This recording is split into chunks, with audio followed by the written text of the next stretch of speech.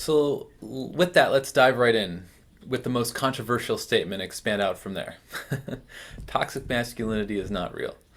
There are at least three levels on which I'm evaluating this idea. The first is from the perspective of culture, the second is from the perspective of hermetics, and the last is gender. To be clear, I'm not saying your rape didn't happen or your sexual assault didn't happen. This is not what I'm saying. I, in no way, am attempting to silence survivors of abuse, discredit them, or resist their experience in any way. I acknowledge that rape happens, sexual harassment and assault happens, and that these are simply unacceptable behaviors that need to be addressed in our communities and in our society. And I hope that we're clear on that before continuing together. When I say, in my opinion, that toxic masculinity is not real, I'm canceling an ironically toxic idea or term that is causing untold damage to our community. It is violence to use this term, and this violence is the very problem we are trying to eliminate. The following is an excerpt from The Classroom Origins of Toxic Masculinity, one of the first appearances of toxic masculinity in the mainstream press. Was in 1990 New Republic article by Daniel Gross. The gender rap, toxic masculinity, and other male troubles focused on a new age movement that appeared to resonate with a healthy number of American men. Gross credited Shepard Bliss, who preferred the term mythopoetic to New Age, with coining toxic masculinity as a phrase to describe that part of the male psyche that is abusive.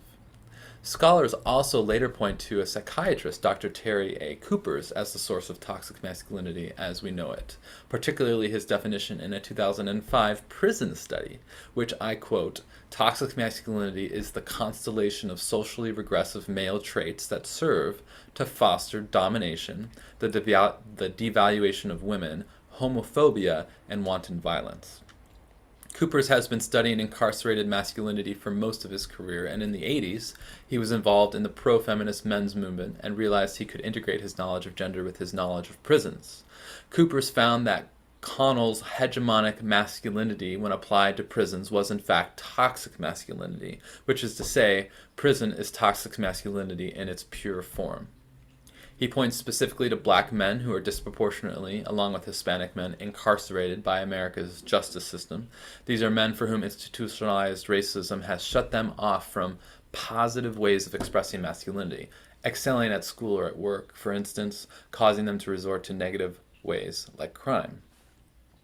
In prison, the lack of individual agency is complete, so the toxicity is equally complete.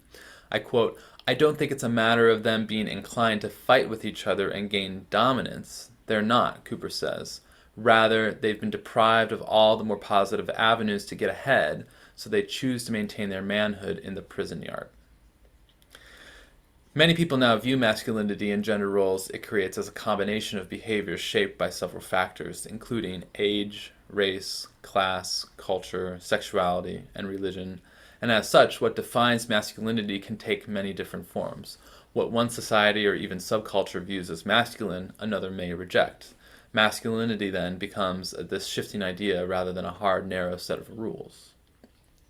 Feminists have also highlighted for us how the male-dominated hierarchies, like the patriarchy, have been oppressive, antagonistic, and abusive of both female-bodied individuals and the feminine virtues. Some have even concluded that masculinity itself is essentially violent. And while this perspective has its uses, particularly in the liberation of the masculine and feminine energies from the constraints of patriarchal stereotypes, there are still aspects of this view that are problematic. For example, because of this term, there's apparently a problem with men being masculine.